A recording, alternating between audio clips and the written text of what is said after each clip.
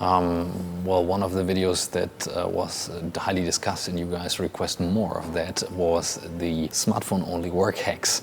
And the one thing I promised to do was what do I use for social media editing, like photo editing, video editing on the phone, because I do a lot of the stuff on the go on the phone, and I'm actually much faster on the phone than on the actual computer.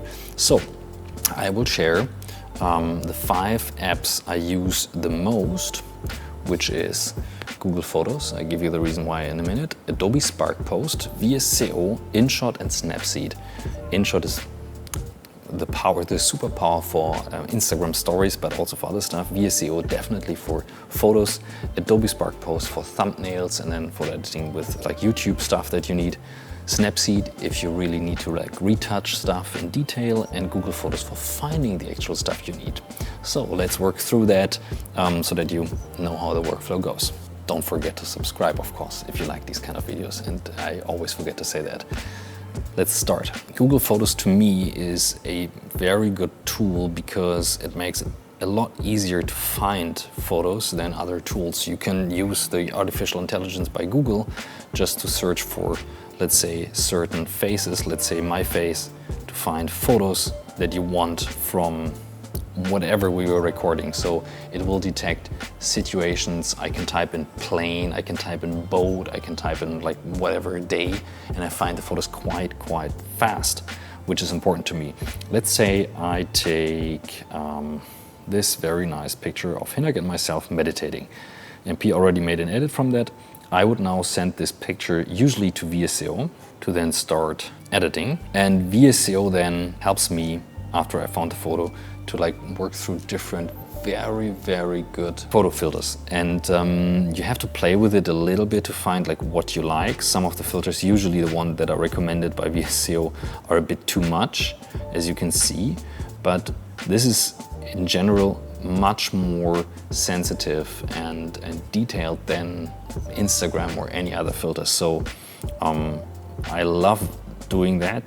MP was the one who recommended this app, and in the beginning I was like, oh, I don't know if I really need that, but after a while I found out it's really well for photo editing, to give it this little bit of crispness that you need. And usually you go down in the contrast, put a bit of sharpness in, make it a bit warmer after you found your filter, give it a bit of grain, make it flatter, which is sometimes nice if it's your style, and then you can even like pop or lower certain colors if you don't want them, if you want them, always depending on what you want. And then of course you can compare before and after. Well, this was edited by MP already, so this is now switching from like you found a photo, then I usually take it from Google Photos to VSCO to like give it my filter and my view. You can even copy paste standard processes that you did in VSCO. So let's say this is the original picture of Katinka and Raphael, and this is too dark in certain areas. I would then send it to Snapseed before I go to VSCO, because with Snapseed, that's a Google tool.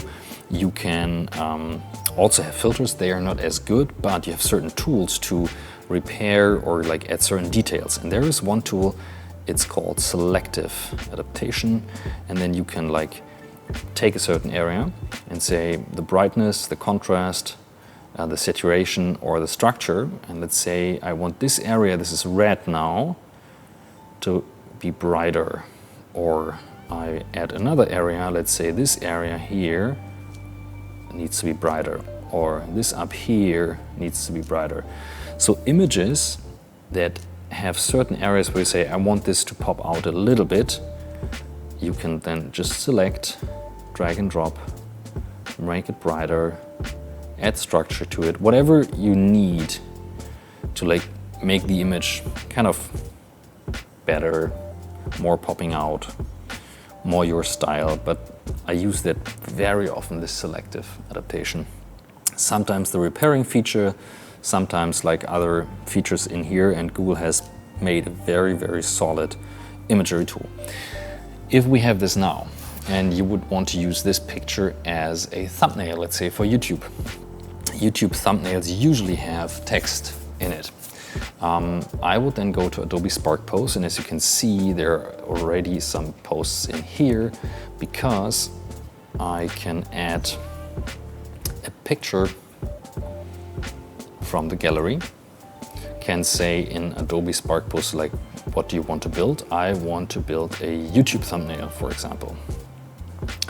Of course, this image is not the right size for YouTube thumbnail, but I take it anyways. Then you could now add text, for example. Let's say this is called Vitra Vlog from Katinka, and you find your font. There we go. You can even stitch it out, give it a certain look that you usually use.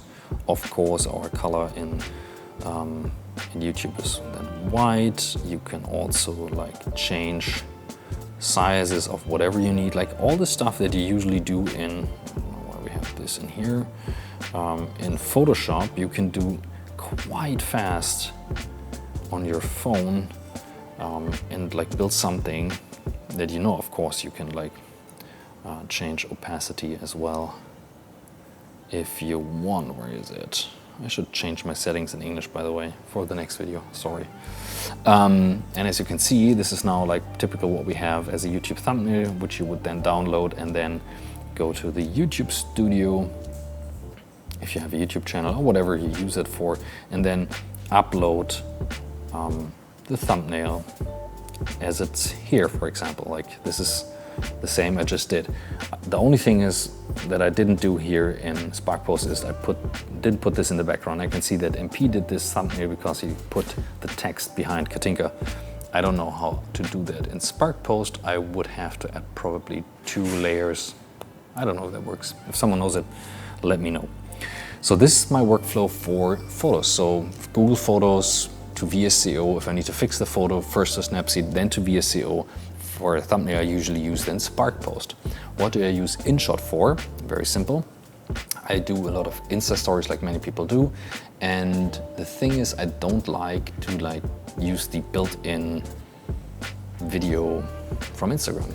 Okay, I need to resize this because this is 4:5 and I want to post it on Instagram, so I give it a different frame, 1 click. Then I export that one. I then take the clip that I just recorded, which is this one.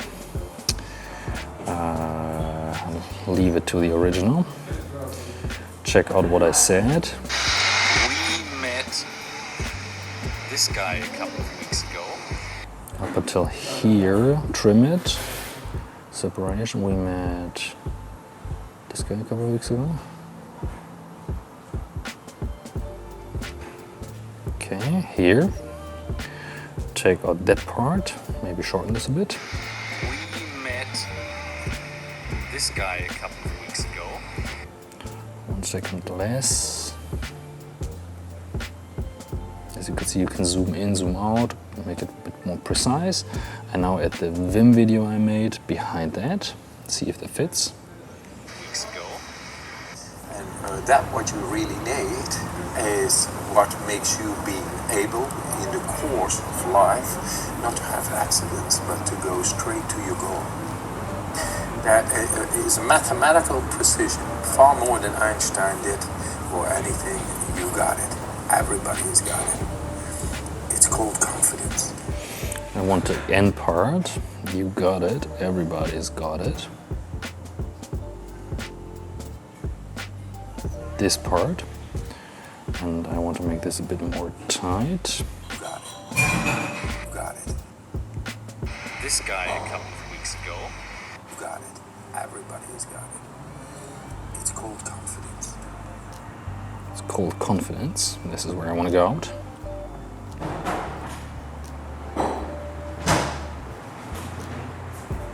Here.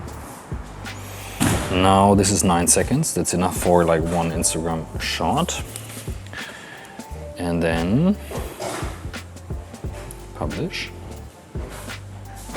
Stories. What else? What would be questions that you would have, Yannick? I think that's pretty much it. It's kind of it seems like a long workflow, but really It seems like a long workflow, but if you like really work a lot with social media and photos and stuff like that, it makes it much faster to do it on the phone right away than to like take your material on the computer and then put it back on. So that's how you become really fast. So these are the 5 apps in a quick tour. Of course, there are detailed tours of these apps, but the best way to get used to one of these apps is, yes, to use it and try it. So thanks for watching. Make sure you subscribe here, and if you don't want to subscribe right now, watch another video up here and then subscribe to our channel, because we love what we're doing and we share a lot of stuff.